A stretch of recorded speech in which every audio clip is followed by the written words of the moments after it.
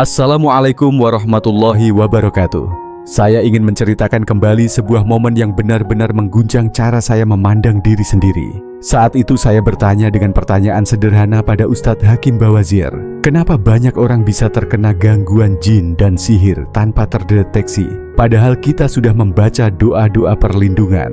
Tapi jawaban beliau membuka tabir yang selama ini mungkin tak pernah benar-benar kita sadari.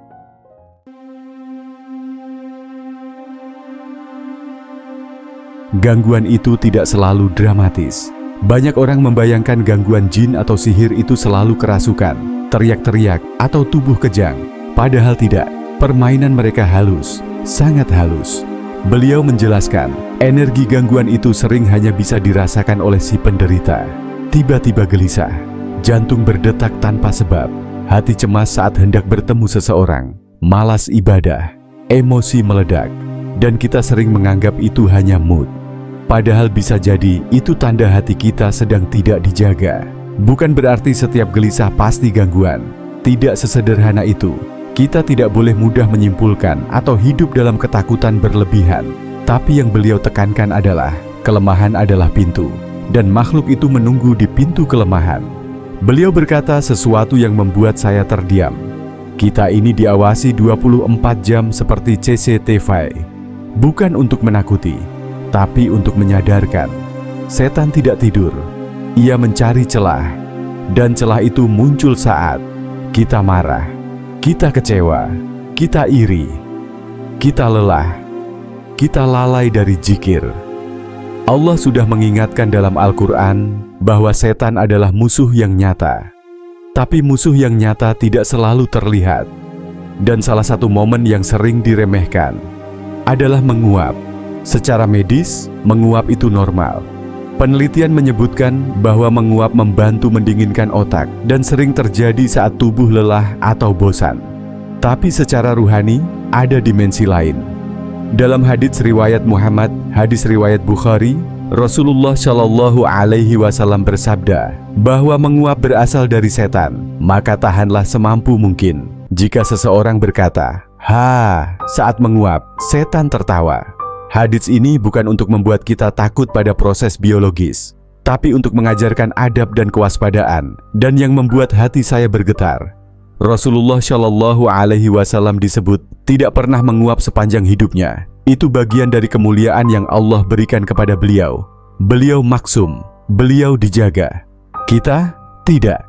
Maka ketika kita menguap, tutup mulut. Tahan sebisa mungkin, jangan biarkan terbuka tanpa kontrol, karena menguap adalah tanda tubuh sedang lemah. Dan saat tubuh lemah, penjagaan harus lebih kuat. Beliau juga menjelaskan perbedaan menarik. Bersin adalah bentuk penolakan tubuh terhadap sesuatu yang buruk. Tubuh sedang mengeluarkan gangguan, sedangkan menguap menunjukkan kelemahan atau kelengahan. Lihat bagaimana Islam begitu detail mengatur adab kecil. Bahkan hal yang kita anggap remeh punya dimensi perlindungan. Pintu-pintu yang sering kita buka sendiri.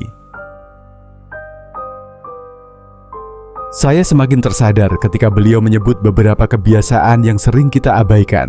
Bangun tidur tanpa membasuh hidung, tidur tanpa wudhu, lalai membaca doa perlindungan, emosi yang tidak dikendalikan, hati kosong dari istighfar.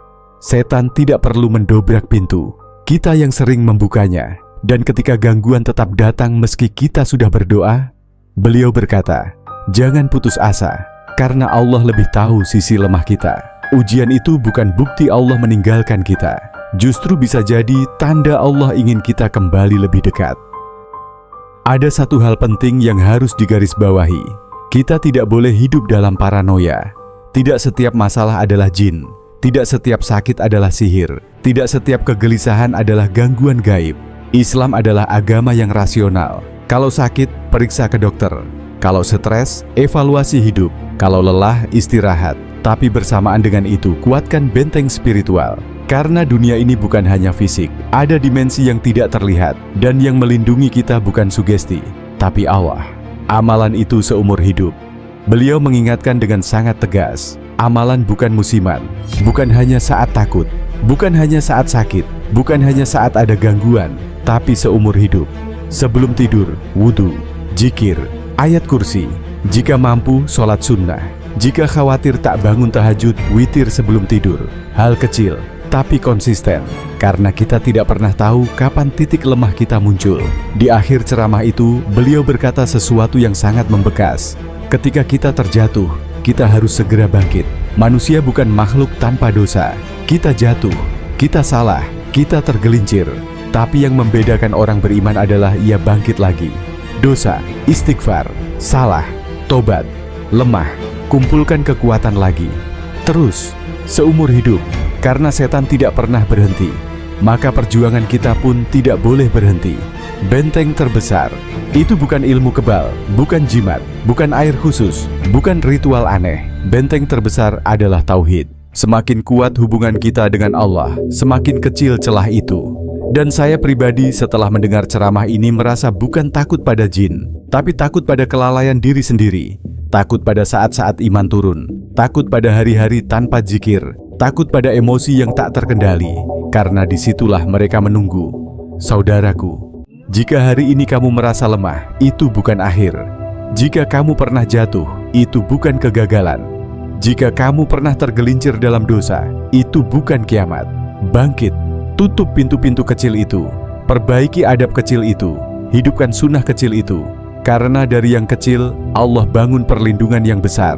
Semoga Allah menjaga kita dari gangguan yang terlihat maupun yang tak terlihat. Semoga Allah memberi kita istiqomah. Dan semoga kita termasuk hamba yang ketika jatuh selalu kembali. Amin ya rabbal alamin.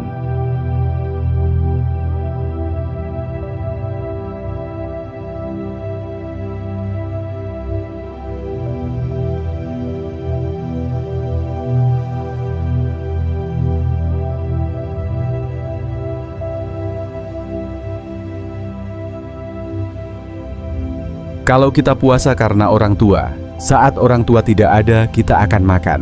Kalau kita puasa karena malu, saat tidak ada yang melihat, kita akan minum.